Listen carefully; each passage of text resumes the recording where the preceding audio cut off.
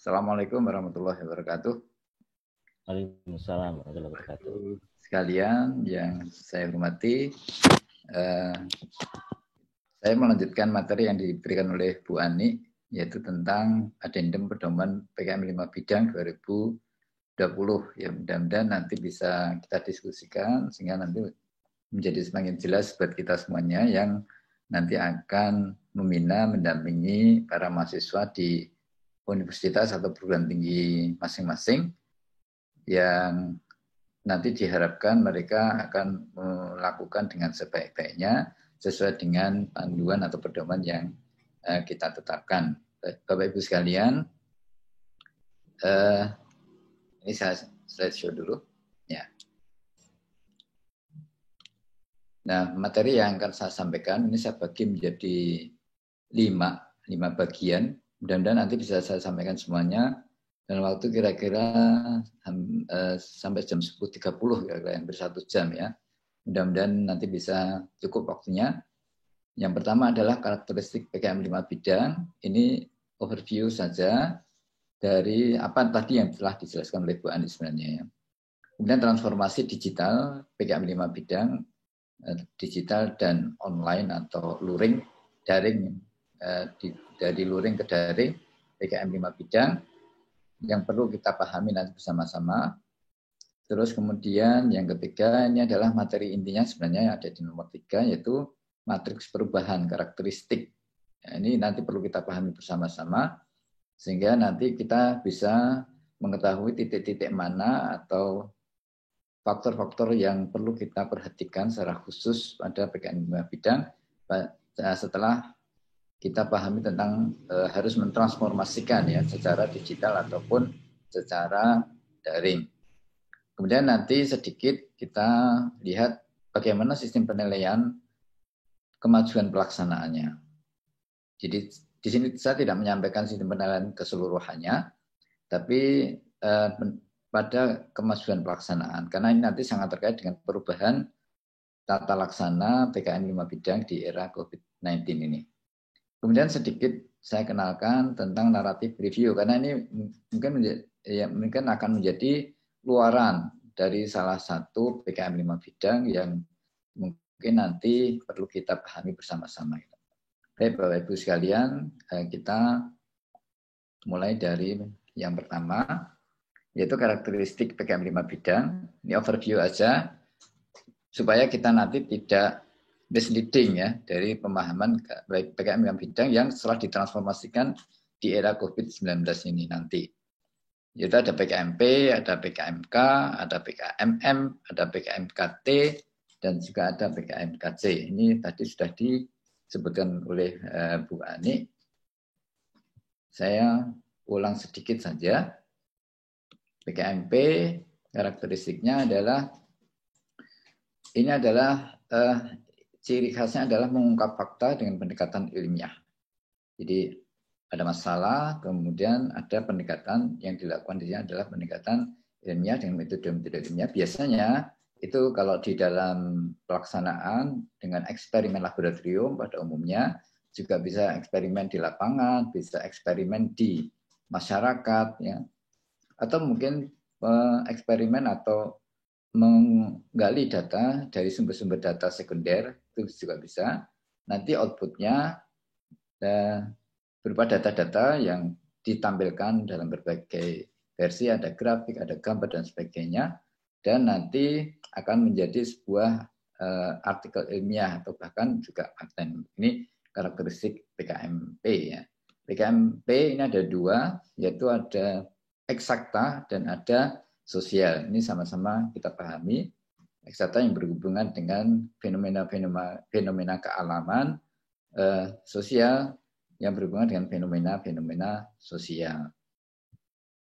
Kemudian yang kedua PKMK, ini ada aktivitas usaha dengan objek yang bermuatan intelektual, objek bisnis yang dikembangkan pada PKMK oleh para mahasiswa itu bermuatan intelektual. Nah, bisa dalam bentuk produk atau bisa dalam bentuk jasa atau layanan. Kemudian yang ketiga, PKMM ini berasal dari adanya masalah di masyarakat, ya, kelompok masyarakat non-profit. Ini menjadi catatan sangat penting, kelompok masyarakat non-profit dan berbasis iptek kekinian. Jadi nanti pendekatan masalahnya atau pengatasan masalahnya itu yang didesain atau yang dikembangkan oleh para mahasiswa itu berbasis iptek kekinian. Jadi tidak sekedar menyelesaikan masalah begitu saja, tetapi di situ ada sentuhan intelektualnya dan ilmu pengetahuan dan teknologi. Ini adalah PKMM, pengabdian masyarakat. Kemudian PKM yang mirip dengan PKMM yaitu PKMT.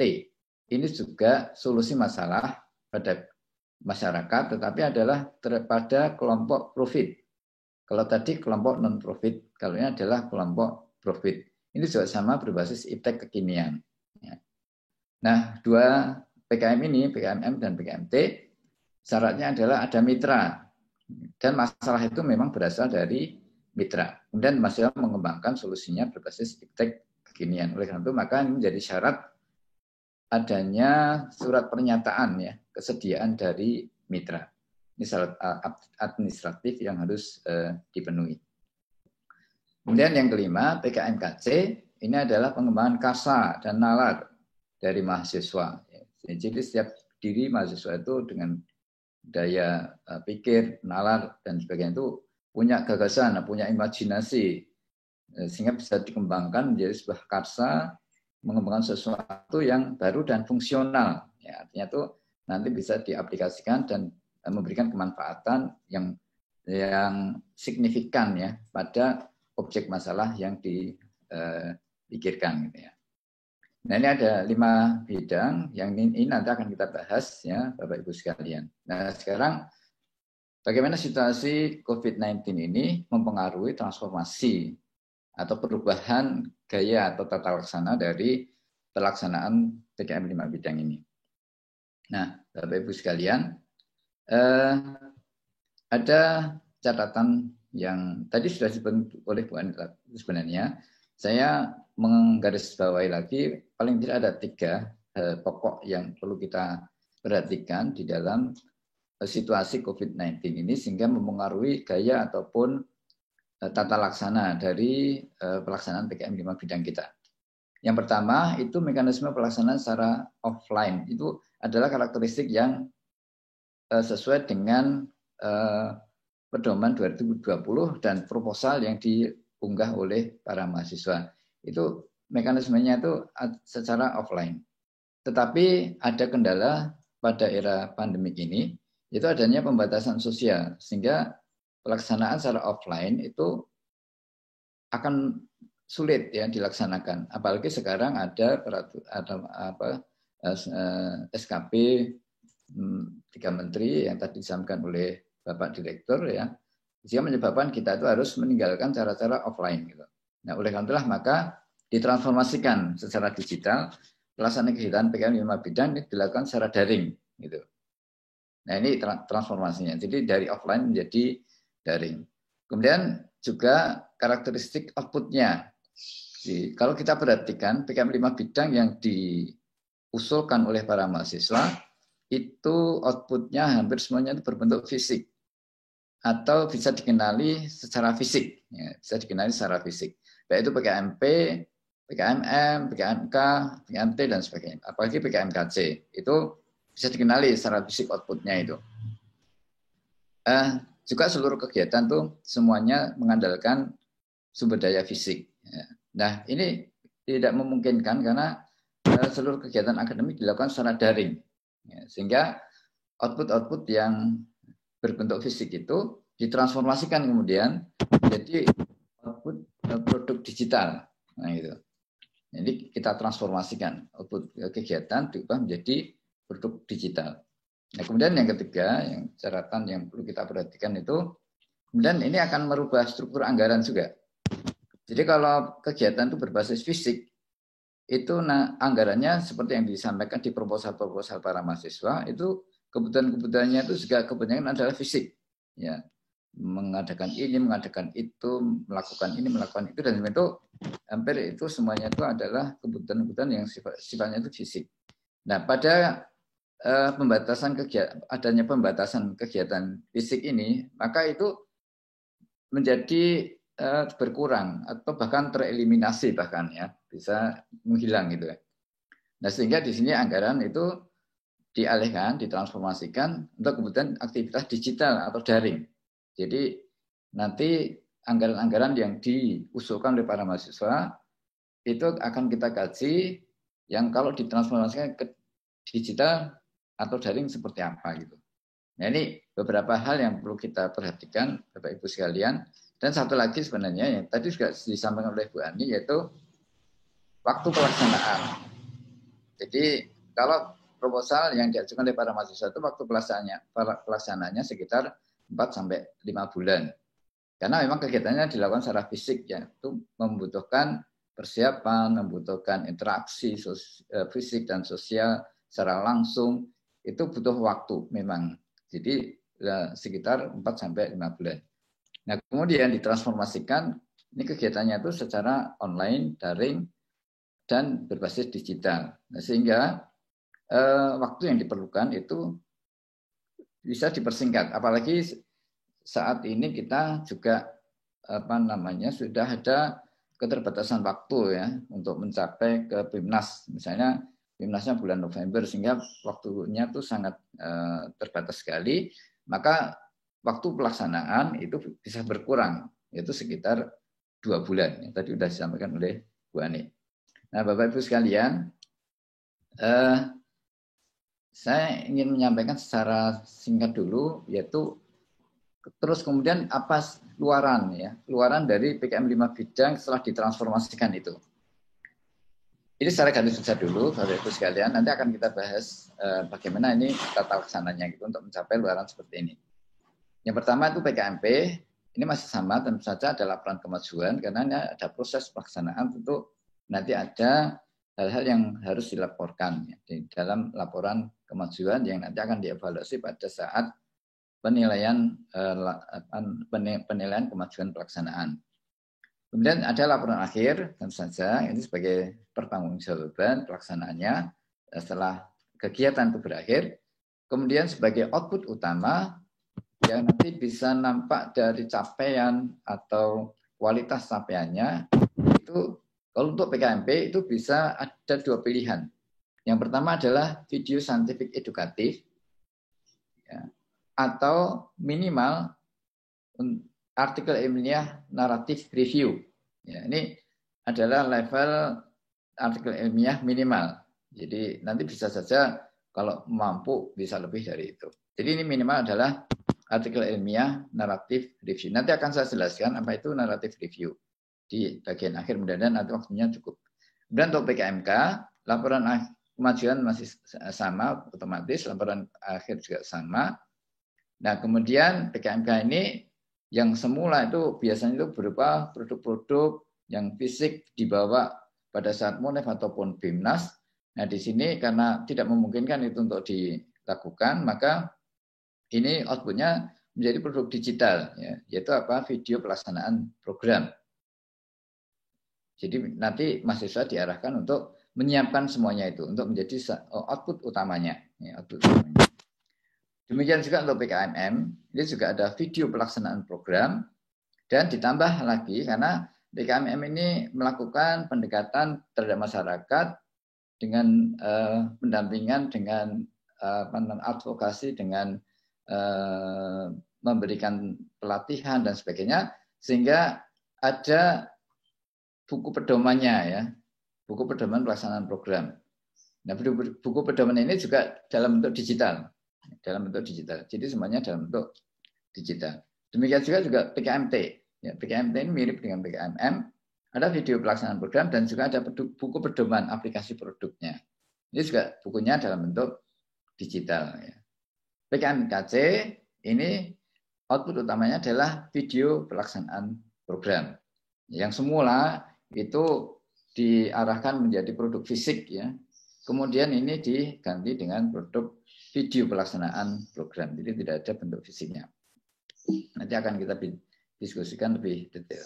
Nah, Bapak Ibu sekalian, sekarang kita lihat bagaimana transformasi lebih detailnya dari PKM 5 bidang ini ya, dari offline menjadi online atau dari luring menjadi online. Nah, saya ingin membahas satu persatu dalam sebuah matriks ya, dalam sebuah matriks dengan indikator-indikator tertentu ya, dilihat dari unsur pokoknya, dilihat dari parameternya, dan juga dari faktor penentunya. Nah, tapi ini kalau nanti saya terangkan satu persatu nanti akan sangat panjang, sangat lama. Saya ingin fokus pada yang kotak merah itu saja. Ya, karena disitulah nanti letak persoalan yang nanti bisa memberikan inspirasi pada kita bagaimana kita melakukan perubahan tata laksana dalam pekerjaan PKM 5 bidang ini nanti. Nah, pertama PKMP ya. Jadi seperti yang saya sampaikan tadi, PKMP itu intinya adalah mengungkap fakta dengan pendekatan ilmiah. Jadi ada masalah, terus kemudian di situ ada fakta-fakta yang kemudian nanti ada pendekatan ilmiah yang dilakukan. Bisa eksperimen laboratorium, bisa lapangan, dan sebagainya itu. Nah, di situ umumnya kalau PKMP itu dimulai dari latar belakang yang dinarasikan dalam sebuah logika deduktif biasanya. Nah, saya tidak akan banyak bahas ini, tapi logika yang disampaikan di awal itu nanti akan mengarah pada fokus persoalan. Nah, ini ya, di kolom kedua yang hijau itu, ya, logika deduktif itu nanti akan mengarah pada fokus persoalan. Nah, umumnya di PKMP itu, entah itu PKMPE atau bukan PKMPSJ, itu umumnya itu pendekatan masalahnya itu berbasis pada kegiatan-kegiatan fisik ya, kegiatan fisik. Jadi entah laboratorium, entah di masyarakat, ya, atau di lapangan dan sebagainya itu. Muncullah satu fokus persoalan yang ingin diselesaikan atau ingin dijawab, ya, atau ingin diuraikan gitu. Nah, pada era digital ini, ya, faktor penentu yang luring itu kita transformasikan. Ya, kita transformasikan menjadi basicnya itu pendekatan analisis data sekunder. Ya, jadi bukan dari pendekatan laboratorium, tetapi dari pendekatan analisis data sekunder. Fokus persoalannya sama, cuman perspektifnya itu saja yang kita ubah. Ya. Jadi perspektifnya saja kita ubah. Yang semula itu kita menggunakan perspektif fisik pendekatan fisik, yaitu laboratorium dan sebagainya. Kemudian kita geser ke perspektif dengan pendekatan analisis data sekunder. Nah, gitu. Nah, ini nanti kita berharap nanti kita bisa mentransformasikan tata laksananya dengan lebih pas. Nah, ini contohnya di dalam tata laksana, ini misalnya kalau pendekatan persoalannya itu dengan dasar laboratorium, maka ini sangat tergantung dari setting eksperimen laboratorium ataupun lapangan ataupun masyarakat di masyarakat itu. Jadi ini nanti metode yang dipilih itu akan fisik gitu ya. Nah, tetapi ketika kita itu pendekatan persoalannya itu kita alihkan ke perspektif pendekatan dengan analisis data sekunder, maka nanti di dalam pengembangan metode mengungkap faktanya ini nanti akan sangat tergantung pada bagaimana cara kita mengembangkan algoritma atau tata cara pencarian data sekunder itu sendiri. Tata cara inilah yang kemudian nanti dikembangkan. Ini nanti mohon bantuan dari Bapak Ibu sekalian untuk mengarahkan para mahasiswa nanti khususnya yang didanai nantinya ya, khususnya yang didanai itu menggeser paradigmanya. Yang pertama itu berdasarkan pada pendekatan laboratorium, tapi di sini diubah menjadi pendekatan analisis data sekunder sehingga nanti metodologi atau cara-cara yang digunakan itu menggunakan cara-cara pencarian data sekunder. Ini untuk PKMP. Sehingga ini nanti juga akan mempengaruhi outputnya karena cara pencariannya itu dengan data sekunder, maka nanti outputnya itu dalam bentuk digital juga gitu ya. Dalam bentuk digital bisa juga outputnya menjadi artikel ilmiah juga bisa. Ya, memang sebenarnya kita harapkan menjadi artikel ilmiah juga. Hanya saja nanti data-data yang ditampilkan di artikel ilmiah itu, kalau itu nanti ada analisis data-data tertentu, itu didasarkan pada pencarian pada data sekunder, bukan dari aktivitas eksperimen di laboratorium ataupun di lapangan. Ini contoh hal yang mungkin nanti bisa dikembangkan, PKMP ya. Nah, sehingga Bapak Ibu sekalian, nanti di dalam kita menilai proposal ya, itu unsur-unsur yang lain itu mirip dengan pada pedoman yang lama atau pedoman yang 2020 yang telah disusun, tetapi nanti ditambah satu poin atau satu hal, yaitu peluang pelaksanaan secara daring. Jadi meskipun tuh nanti bagus sekali, tapi kalau reviewer itu melihat ini peluang daringnya kok sulit sekali, nah ini menjadi kendala. Tetapi kalau peluang secara daringnya itu cukup bagus ya, cukup baik, tinggi sekali, nah ini bisa dinilai sangat baik. Ya. Jadi ini ada satu unsur tambah penilaian, yaitu peluang pelaksanaan secara daring. Kemudian PKMK ini juga saya ingin fokus ke kotak merah ini saja. Biasanya PKMK itu kita ada pilihan objek bisnis. Ya, jadi mau usaha apapun, mau wirausaha apapun, itu pasti ada apa ini objek bisnis yang mau dikembangkan gitu. Entah itu berupa jasa ataupun berupa produk. Ya.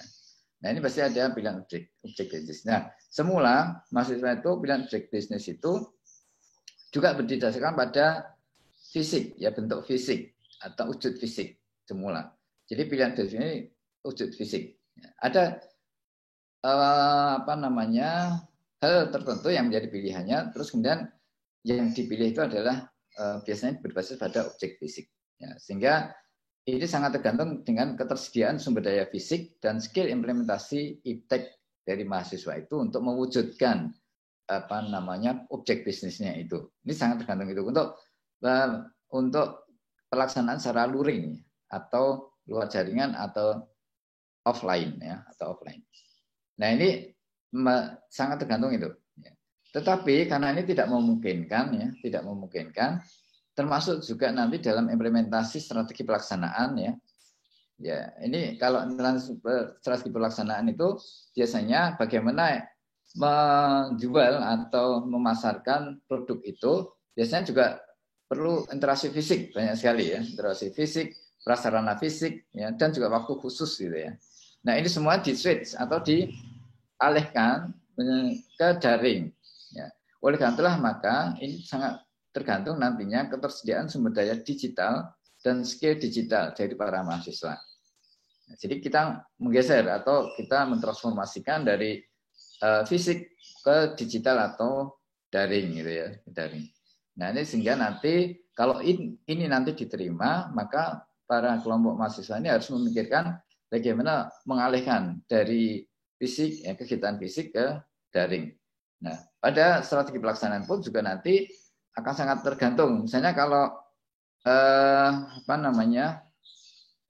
terkait dengan kapasitas kemampuan mahasiswa ya, ketersediaan sumber daya dan sebagainya, ini juga sangat tergantung bagaimana mahasiswa itu membuat jejaring sosial misalnya gitu di media daring. Ya, kalau semula itu kegiatan marketing misalnya gitu dan transaksi dan sebagainya, itu sangat tergantung interaksi fisik. Meskipun mahasiswa sekarang juga sudah ada yang daring ya, tetapi ini total itu semuanya diarahkan dengan cara daring semua. Jadi membuat jejaring sosial di media daring untuk semua aktivitinya. Jadi misalnya promosinya misalnya gitu, mendesain promosi, kemudian juga melakukan transaksi misalnya gitu. Bahkan sampai nanti mengevaluasi dan sebagainya itu semuanya dilakukan secara daring. Nah, ini transformasi dari luring ke daring. Kemudian ini penilaiannya juga ada tambahan peluang pelaksanaan secara daring. Tapi objek bisnisnya itu masih dalam lingkup yang sama, ya, dalam lingkup yang sama. Jadi misalnya membuat kerajinan, misalnya, itu yang fisik ya, itu bisa saja ditransformasikan menjadi produk informasi kerajinan juga bisa, atau produk fisik tetapi dia bekerja sama dengan pihak ketiga misalnya itu juga bisa.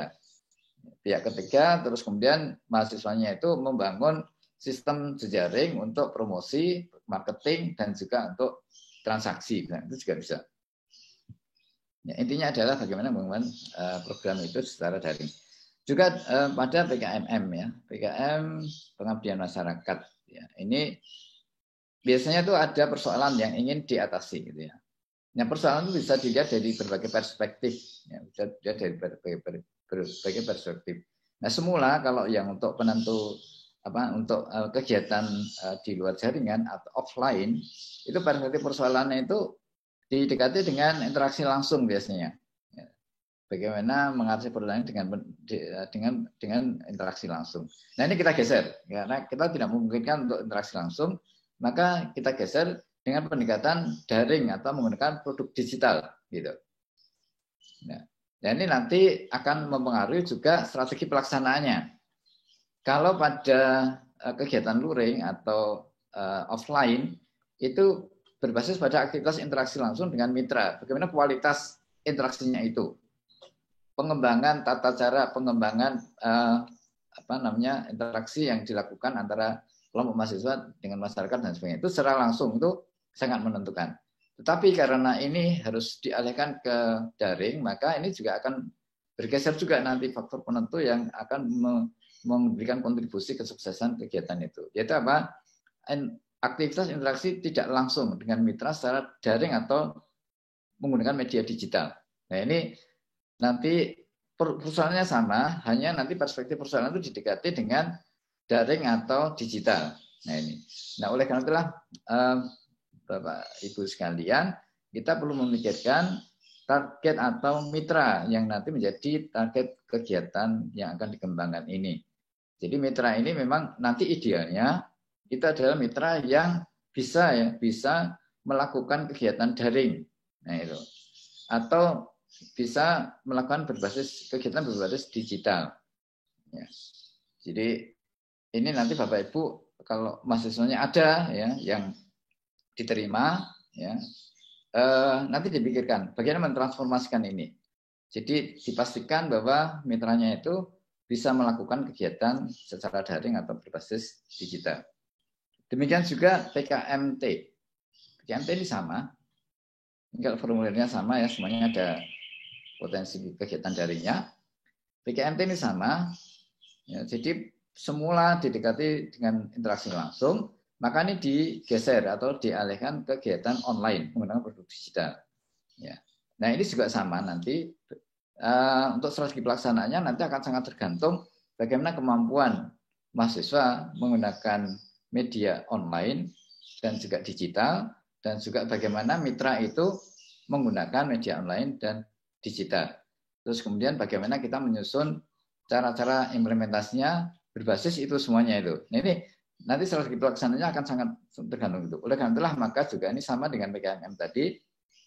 Kalau nanti itu diterima PKM-nya, nanti perlu dipikirkan, dipastikan mitra itu bisa menggunakan media online dan juga berbasis digital itu bisa.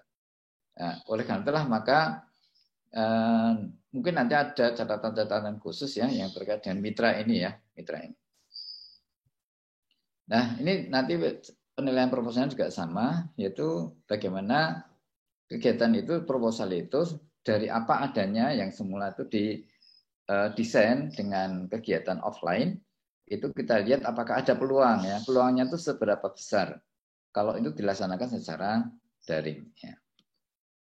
Kemudian yang terakhir adalah PKMKC. Ya, ini PKMKC ini yang intensitas fisiknya itu sangat tinggi biasanya. Ya. Ya, biasanya itu mahasiswa terinspirasi ya untuk membuat sesuatu yang sangat bermanfaat ya. Nah, di situ tuh pasti ada tujuan atau ada arah dari produk dari karsanya itu ya, dari karsanya yang dikembangkan dengan nalarnya itu. Nah, ini itu juga bisa dilihat dari berbagai perspektif ya. Nah, semula perspektif itu dikembangkan dari Karsa Cipta dengan pendekatan pemodelan prototip berupa fisik. Pemodelan prototip berupa fisik. Dasarnya itu pasti. Jadi maksudnya mau bikin apa itu dalam pikirannya itu perspektifnya itu membuat model prototip. Nah, itu yang bersifatnya fisik gitu. Biasanya gitu. Nah, di sini kita harus menggeser. harus sedikit mengalihkan dari perspektif yang sifatnya itu prototip fisik menjadi perspektif yang sifatnya itu digital. Nah ini. Nah, jadi tujuannya masih sama. Ya, mau mengembangkan apa itu sama, tidak boleh berubah. Tetapi hanya perspektifnya aja yang kita sedikit geser gitu. Yang semula itu dari pemodelan prototip fisik ini menjadi pemodelan digital. Nah itu. Nah ini sehingga ini akan mempengaruhi strategi pelaksanaannya. Ya, kalau secara offline ini sangat berbasis pada desain dan rekayasa fisik. Jadi mahasiswa membuat desain, kemudian melakukan rekayasa fisik, ya, mengkonstruksikannya, ya, sehingga menjadi bentuk prototip atau model yang bisa dilihat secara fisik. Ya, itu. Ini umumnya begitu.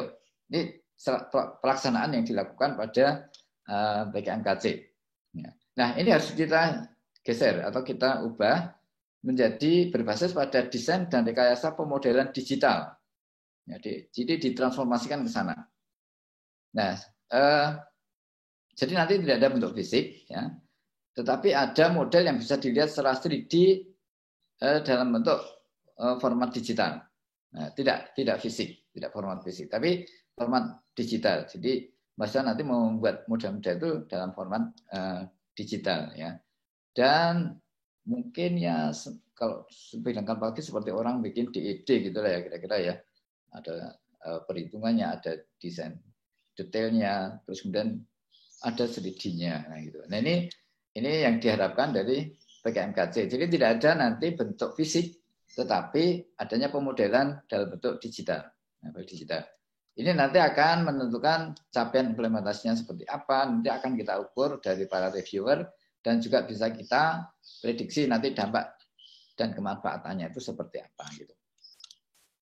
Nah, Bapak Ibu sekalian, ini beberapa hal yang perlu kita perhatikan dari PKM 5 bidang itu, yang nanti reviewer juga akan dituntut dengan keras itu untuk menilai bagaimana semua PKM 5 bidang itu peluang pelaksanaan secara daringnya itu seperti apa. Nah ini semuanya akan dilihat seperti itu. Nah, oleh karena itu Bapak Ibu sekalian, saya ingin menyampaikan juga bagaimana nanti kita akan melihat ya kemajuan pelaksanaan dari PKM 5 bidang ini dengan format penilaian yang sesuai ya, yang sesuai. Kalau secara umum formulir penilaian kemajuan pelaksanaan ini untuk laporan kemajuan itu sama ya. Jadi unsur-unsurnya sama, hanya nanti hal-hal yang terkandung di dalam laporan kemajuan itulah nanti yang akan dilihat dari unsur-unsur ini ya. Misalnya pendahuluannya, target keluarannya. Kalau target keluaran pasti bergeser ya, berubah kan itu. Dari yang berbasis fisik dan berbasis digital dan daring. Metodenya juga akan berubah seperti yang saya sampaikan tadi. Dan hasil yang dicapai itu tentu saja menyesuaikan target keluaran yang ditetapkan tadi itu, yang ditetapkan. Kemudian juga potensi hasil juga bisa kita lihat. Ya, terus kemudian rencana tahap berikutnya. Ini unsur-unsurnya sama, hanya nanti isi dari laporan inilah yang nanti akan ditentukan oleh bagaimana mahasiswa itu mengubah dari sistem luring menjadi sistem daring. Nah, kemudian nanti biasanya di dalam laporan di dalam MONEF atau penilaian pelaksanaan PKM 5 bidang ini itu ada presentasi ya, presentasi kemajuan pelaksanaan PKM 5 bidang. Unsur-unsurnya juga sama ya. Nanti yang kita nilai, nanti mahasiswa diminta mengirimkan satu PPT ya. Jadi nanti kita tidak berhadapan langsung kayak biasanya kalau kita MONEF itu, masa presentasi di depan para pemonef, kemudian dinilai ya. Tapi ini nanti tidak ada interaksi langsung seperti itu, tetapi ini dilakukan secara daring. Oleh karena itu maka mahasiswa mengirim secara bahan-bahan presentasinya, yaitu yang pertama adalah laporan PPT ya, PPT laporan kemajuan dalam bentuk PPT presentasi. Kemudian yang kedua adalah video dari capaian yang terakhir ya, capaian yang terakhir. Jadi bukan capaian nanti selesai PKM-nya itu. tapi sampai terakhir yang dia lakukan itu seperti apa. Jadi, karena video ini menjadi salah satu luaran. Oleh karena itu maka ini perlu dikirimkan. Ya, nanti sistem pengiriman kemana nanti akan diatur oleh Belmawa ya, di dalam SIM Belmawa nanti bisa diikuti di sana. Nah, dengan dua bahan ini nanti reviewer akan menilai bagaimana pengembangan target luarannya, bagaimana metode secara daring yang dikembangkan, kemudian juga tingkat kreativitas dan ketercapaian luarannya seperti apa. Ya, karena ini nanti akan bergeser ya. Jadi nanti kalau biasanya tuh reviewer akan mengacu pada proposal yang dulu diajukan. Tetapi karena itu ada pergeseran luaran dan sebagainya dan tata laksananya, maka nanti mahasiswa juga diminta mengirimkan perubahan ya, yang dilakukan yang terkait dengan luaran dan tata laksana PKM yang dilakukan. Gitu. Nanti diminta untuk mengirimkan itu. Nah itu yang nanti dijadikan acuan penilaian pada presentasi dan laporan kemajuan dari mahasiswa. Dan juga yang nomor 6 ini biasanya kita juga melihat potensi khusus. Jadi setiap PKM itu pasti ada potensi khususnya itu. Nah karena ini luarannya berubah ya, jadi fisik menjadi produk digital, maka nanti ini salah satu unsur yang akan dinilai yaitu peluang menjadi produk digital yang bermanfaat luas ya. Jadi produk digital itu tidak sekedar menjadi dokumen saja, tetapi ini kalau dipublikasikan apakah dapat memberikan manfaat yang luas gitu ya. Jadi misalnya apapun ya, PKM apapun ya, PKMM misalnya gitu, mereka membuat video bagaimana memberikan edukasi misalnya gitu ya, atau menyampaikan tata cara tertentu dalam pengelolaan sosial di masyarakat misalnya gitu. Nah video ini kalau diunggah ya di YouTube atau apapun ya, biasanya di YouTube, nanti kira-kira ini punya potensi disukai orang enggak? Nah itu kira-kira gitu. Ya.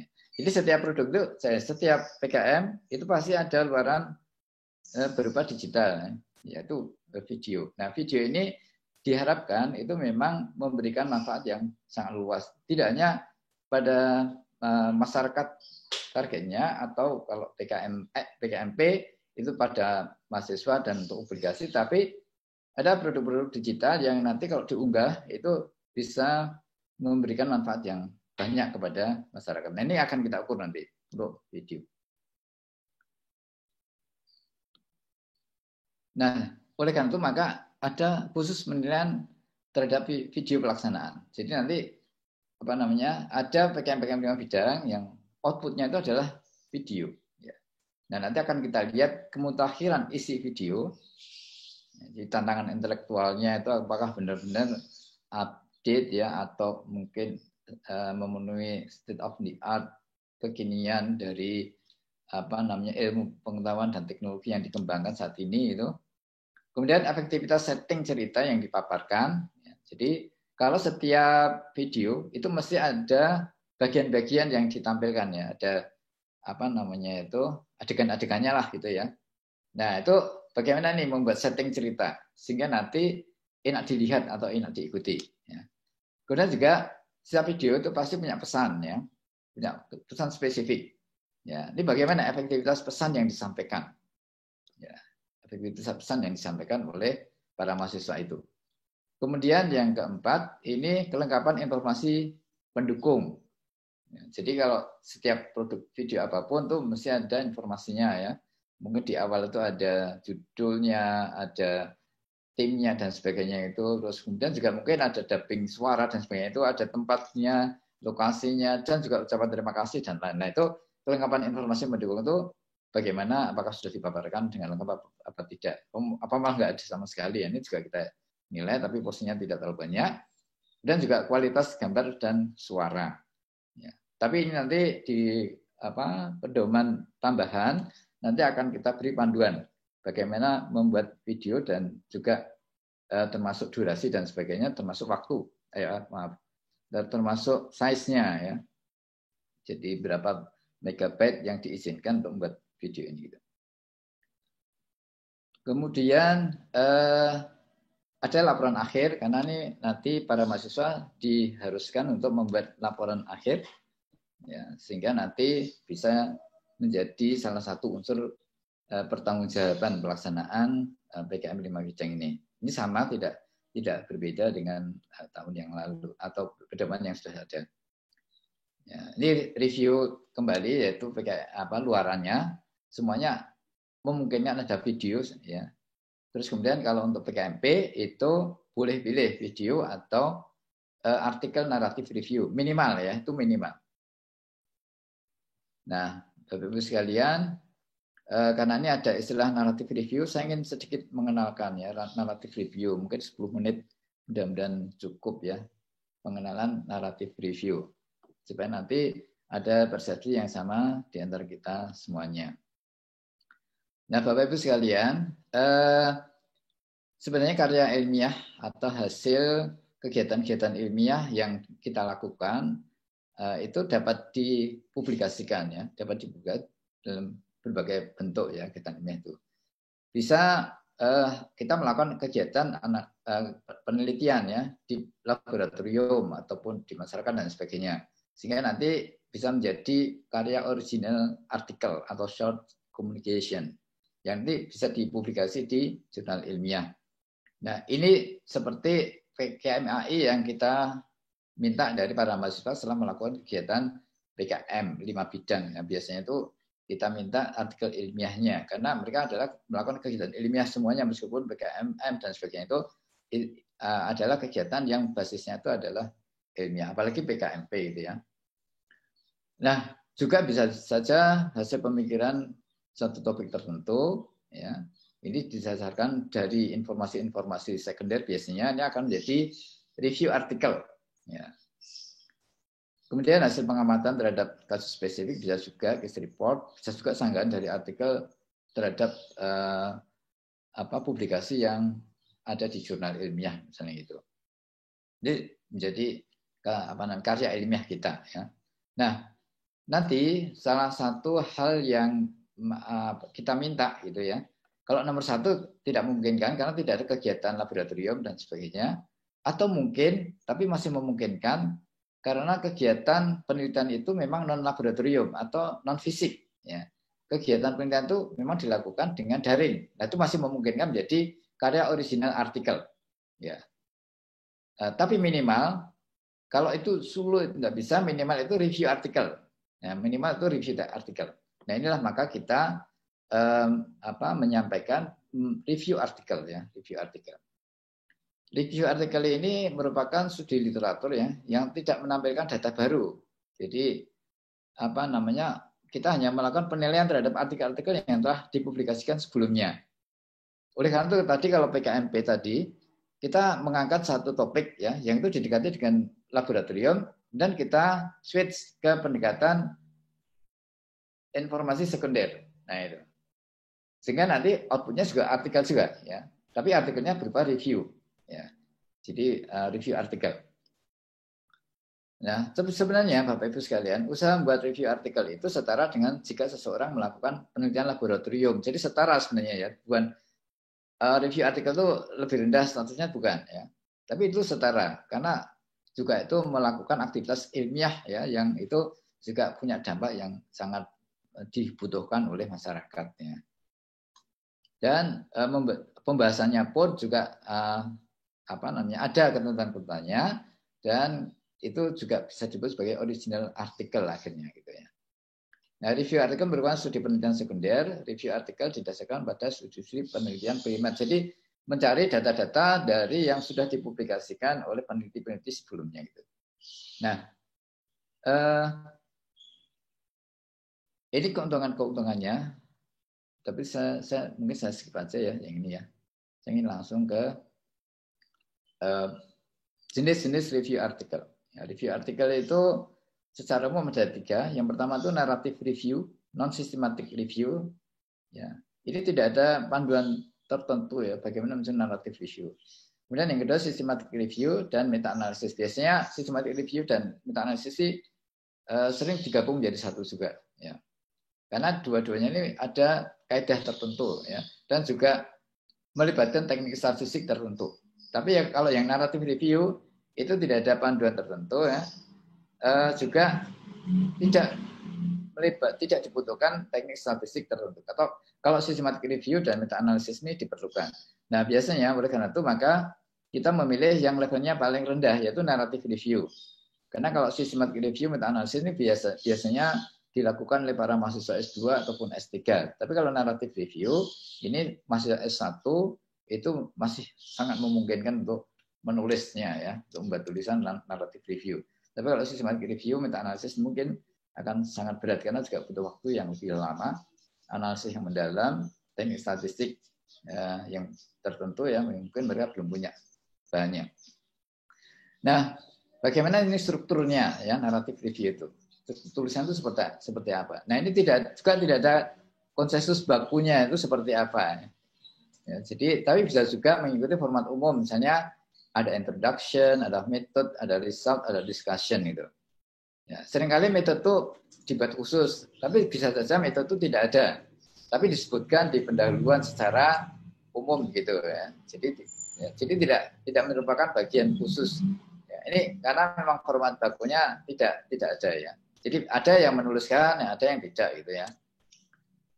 Terus kemudian juga tulisan disajikan dalam urutan kronologis. Jadi ingin membahas apa, poin-poin atau unsur-unsur yang dibahas itu disajikan secara kronologis sehingga mudah dipahami oleh pembacanya. Ini naratif review.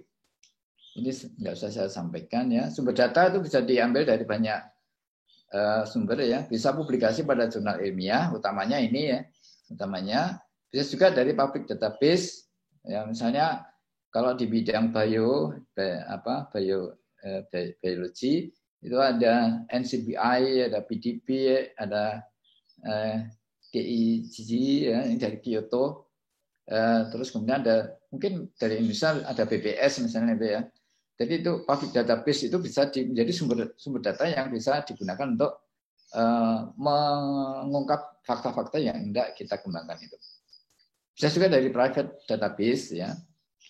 Itu database yang tidak dipublikasi, tapi kita bisa mengakses dengan izin tertentu misalnya ya. Dari lembaga tertentu atau provider tertentu. Dari Google Map misalnya gitu, mereka juga punya database. Kalau kita bisa mengakses, bisa saja ini menjadi sumber data tertentu. Ya. Terus juga dari public information, ya, jadi non scientific media, misalnya FB juga Instagram dan sebagainya. Gitu ya. Jadi ini sumber-sumber data yang bisa kita gali untuk mencermati atau membuat tulisan ilmiah pada satu topik tertentu atau masalah-masalah tertentu. Nah ini contoh ya, Bapak Ibu sekalian, ini contoh artikel systematic review. Ya. Ini sulit kalau mahasiswa diminta membuat seperti ini. Ya, ini pada bidang kesehatan ya. Mungkin Bapak Ibu yang bekerja di bidang kesehatan mungkin bisa langsung menangkap ini ya. Ini biasanya melakukan studi hubungan, ya, sebab akibat misalnya gitu ya. Tetapi tidak meneliti secara langsung, tapi melihat dari data-data yang sudah ada, ya, melalui systematic review dan meta analisis. Maka di sini kalau Bapak Ibu melihat itu semuanya yang dilihat datanya itu banyak sekali, terus mengadakan pengelompokan tertentu, kemudian melakukan analisis statistik, ya, gitu. Ya, ini akan sulit sekali dilakukan oleh para mahasiswa kita. Ya. Tapi nanti kalau dalam batas tertentu itu bisa saja ya kita menulis systematic review untuk satu case tertentu ya dengan menggali database tertentu, mengalihkan dari topik yang semula itu offline menjadi digital based activity seperti ini. Itu juga memungkinkan. Jadi tidak kita strict batasi ya. Tapi itu minimal adalah narrative review. Nah, sedangkan yang contoh narrative review seperti apa ya? Ini saya beri contoh 2 saja. Nanti banyak sekali di jurnal-jurnal ilmiah itu banyak sekali ya. Contohnya ini, misalnya analysis of emulsifier of input using chromatographic techniques. Ya. Jadi ini penulis ini mereview dari teknik-teknik kromatografi yang digunakan pada makanan ya untuk menganalisis emulsifier yang digunakan. Jadi ternyata sudah banyak orang meneliti emulsifier yang digunakan dalam makanan, dengan teknik kromatografi itu juga banyak teknik, kemudian direview ya dari sudut pandang tertentu, misalnya mana yang paling banyak digunakan kalau makanan tertentu cocoknya pakai kromatografi yang mana dan sebagainya, itu menjadi sebuah analisis yang dikembangkan oleh penulis ini gitu ya.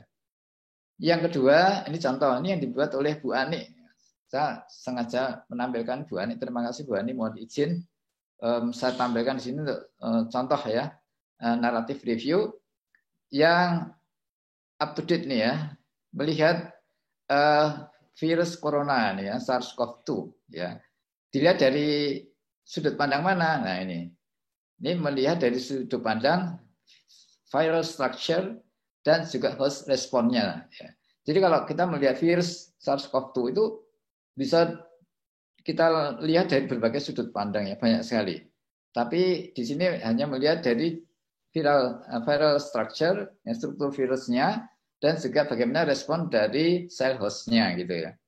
Nah, kemudian di sini dieksplorasi dari penelitian yang sudah ada, dirangkum, kemudian menemukan satu titik-titik yang sangat menarik ya, yang nanti bisa dikembangkan menjadi dasar-dasar penelitian selanjutnya. Nah ini contoh ya, contoh apa namanya naratif review ya, naratif review. Tidak melakukan analisis sebab akibat, tapi mencari titik-titik yang penting yang itu sangat bermanfaat untuk diketahui bersama-sama. Nah, ini naratif review. Nah, apa namanya penelitian yang dikembangkan oleh mahasiswa itu PKMP itu bisa dialihkan ke sini semua, ya, bisa dialihkan gitu. Nah, oleh karena itu maka kita geser nantinya perspektifnya saja yang kita geser. Misalnya kalau yang SARS-CoV-2 ini, ya meneliti tentang efek obat tertentu pada virus SARS-CoV-2 ya, meneliti itu, entah itu pakai in vitro ataupun in vivo misalnya itu, semula itu. Tetapi karena tidak mungkin dilakukan secara offline ya di laboratorium tidak mungkin, maka dialihkan menjadi review seperti ini ya, itu tidak apa-apa. Jadi dialihkan ke review seperti ini. Tapi review ini memenuhi state of the art. Jadi ada kebaruan, ada apa originality, ada tantangan yang sangat menarik ya, tantangan intelektual yang sangat menarik. Itu melihat struktur virusnya, karena ini belum pernah dilihat orang secara detail dan direview di sini. Nah, direview di sini itu yang menjadi target penting dalam pengembangan obat, nah, misalnya gitu. Dan juga host responnya seperti apa, sehingga nanti review ini sangat bermanfaat dan masih inline dengan proposal yang semula diajukan. Nah ini contohnya. Naratif review yang dikembangkan. Sehingga nanti kita akan membuat formulir penilaian, yaitu ada 5 unsur yang kita lihat, ya, pendahuluannya, state of the art-nya itu seperti apa. Ya, ini terkait dengan topik yang diangkat. Dan juga alur penalarannya itu yang disampaikan di dalam pendahuluan. Ya. Kemudian kejelasan perspektif masalah dan tujuan yang dirumuskan. Juga kualitas dan relevansi sumber literatur yang digunakan, sistematika narasi dan kelengkapan unsur terkait dengan topiknya, dan juga cara analisis dan ketajaman pesan. Di sini adalah di bagian discussion biasanya itu di sana. Apakah terus kemudian nanti menuju ke pesan yang ingin disampaikan itu apa? Ya. Nah mungkin nanti untuk Bapak Ibu yang punya bimbingan atau mahasiswanya itu penelitian yang ke arah sosial yang itu sudah berbasis daring ya, berbasis online gitu, itu masih tetap bisa dijalankan. Sekali lagi di sini kita menghindari kegiatan luring. Jadi semua kegiatan luring itu dialihkan ke daring. Tetapi kalau dasarnya kegiatan itu sudah daring, nah itu tidak masalah. Demikian juga di bidang-bidang eksakta, terutama di penemuan obat misalnya itu. Yang di situ sudah ada kegiatan-kegiatan daringnya ya, misalnya melakukan kegiatan docking misalnya itu ya, docking molekuler misalnya gitu. Itu daring, digital ya, berbasis digital. Ya. Tetapi mungkin ada eksperimen farmakologinya. Nah, eksperimen farmakologinya itu bisa dieliminasi. Kemudian kegiatan daringnya ini kemudian dikuati gitu. Sehingga ini nanti juga menjadi sebuah artikel ilmiah yang mungkin ini original artikel yang bukan narrative review, tapi research article. Ya, mungkin kategorinya research article. Itu juga tidak apa-apa. Jadi ini adalah narrative review itu minimal. Jadi output yang harus dicapai oleh para mahasiswa. Nah ini timeline-nya Bapak Ibu sekalian. Kita sudah proses persiapan ya, penilaian, sosialisasi. Kemudian nanti insya Allah nanti penilaian terhadap proposal itu akan dilakukan pertengahan Juli sampai akhir Juli. Kemudian nanti segera setelah itu kita umumkan dan pelaksanaan PKN 5 bidang itu diharapkan dimulai bulan Agustus sampai bulan September. Jadi sekitar 2 bulan. Sekitar 2 bulan. Terus kemudian nanti kita akan mengadakan monef atau penilaian kemajuan pelaksanaan sekitar awal Oktober. Ya. Sekali lagi ini nanti dilakukan secara daring juga. Ya. Tata caranya nanti masih kita bisa bicarakan teknisnya. Ya. Nah, tapi yang penting di sini adalah nanti Bapak Ibu ketika mendampingi dan fasilitasi para mahasiswa itu disetting sampai akhir September itu sudah selesai. Nah, mudah-mudahan nanti kita bisa melaksanakan PIMNAS di bulan November. Ya, bulan November. Demikian Bapak Ibu sekalian yang bisa saya sampaikan, mudah-mudahan bermanfaat. Kita tunggu respon dan diskusi dari Bapak Ibu sekalian. Terima kasih. Assalamualaikum warahmatullahi wabarakatuh.